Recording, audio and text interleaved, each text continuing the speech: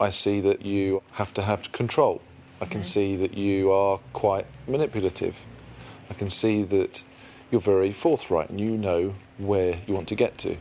But at the same time, I can also see a lot of insecurity. And everyone can see what's happening here.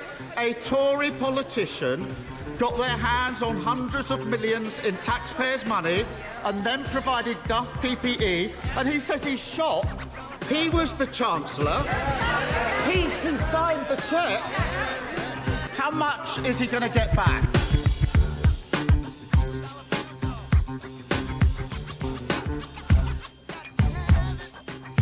If I don't take risks every single day, life becomes boring.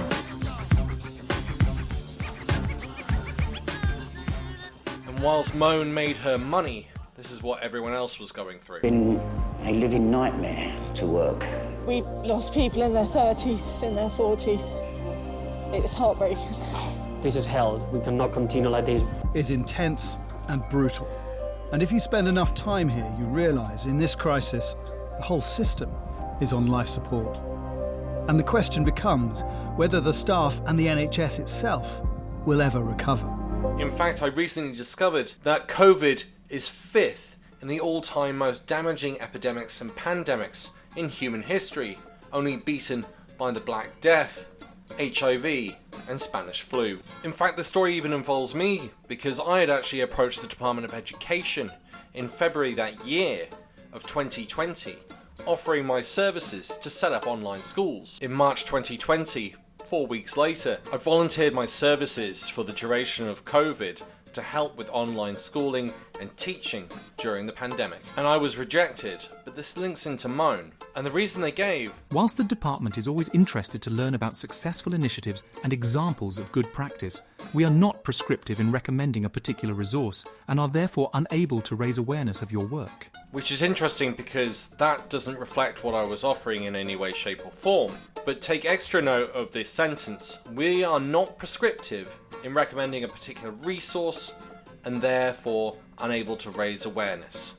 Yet, with Mone, they were. So let's start off here at the House of Lords, where in 2013, Mone was made a peer by David Cameron. And in May 2020, Mone wrote an email to Michael Gove, stating that she would be able to source PPE.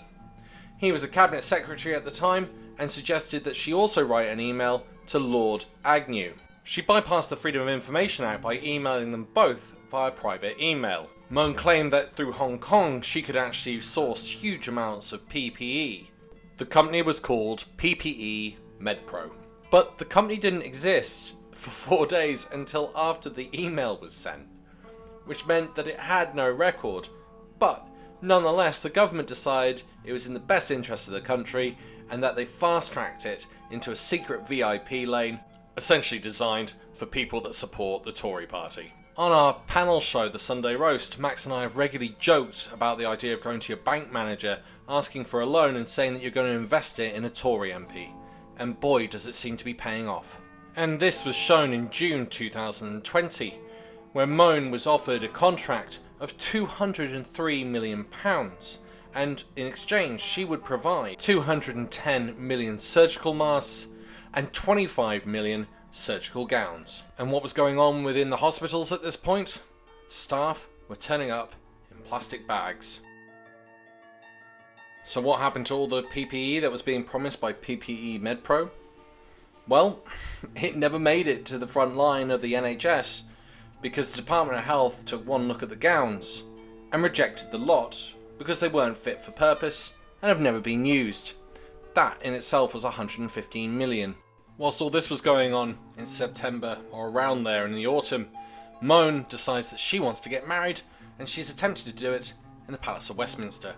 But due to COVID restrictions she's unable to do that, and she switches her attention to the Isle of Man, a British Crown dependency situated between Ireland and Britain with its own set of rules and regulations and one of the longest parliaments in British and world history. And it's also known for its trusts, its banking and its low tax.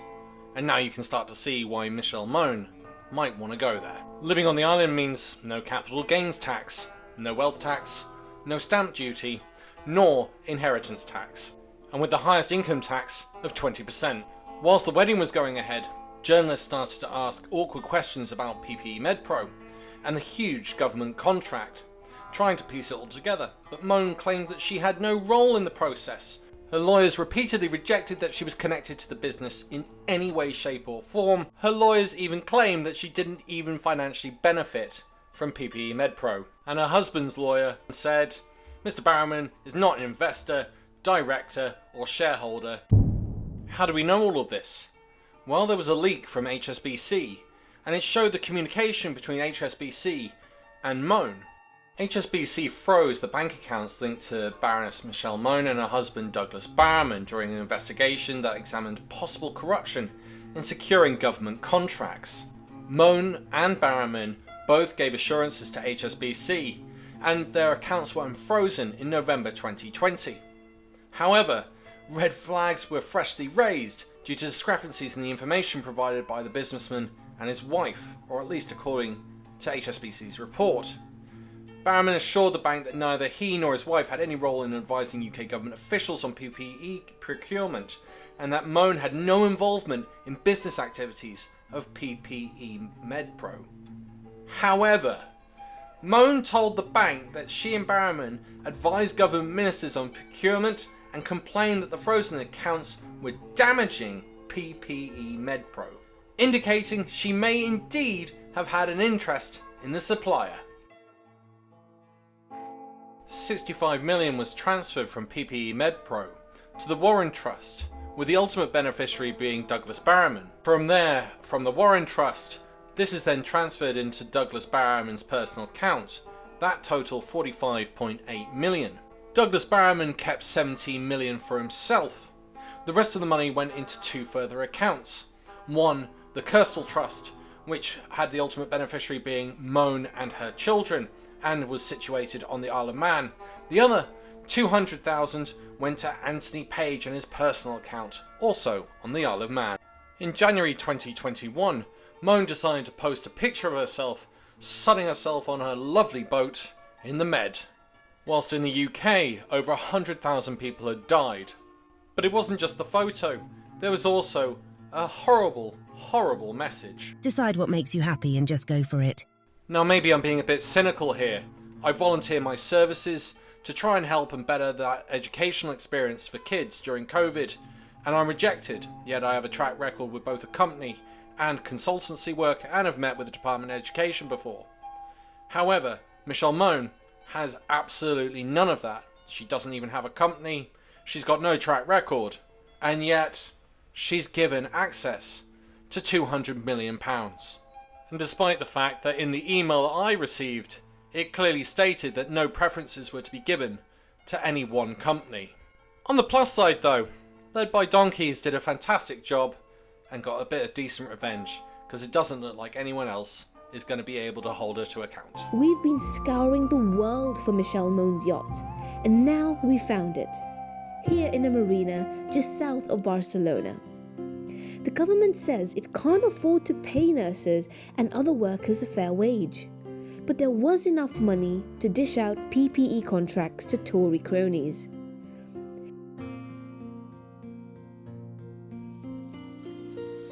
So here it is.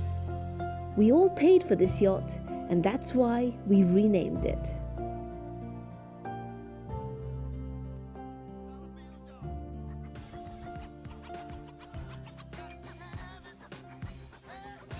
On a side note, thank you to all of you who donated towards my brand new mic. I was a bit astounded and taken aback by, wow, all of you. Thank you so much for your support, it means the world.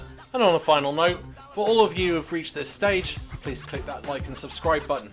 If it's the second time you're watching one of my videos, definitely hit that subscribe button. And on that note, I'd like to say a big thank you to all my Patreon and YouTube supporters. You keep this channel going and growing. Thanks for listening, bye for now.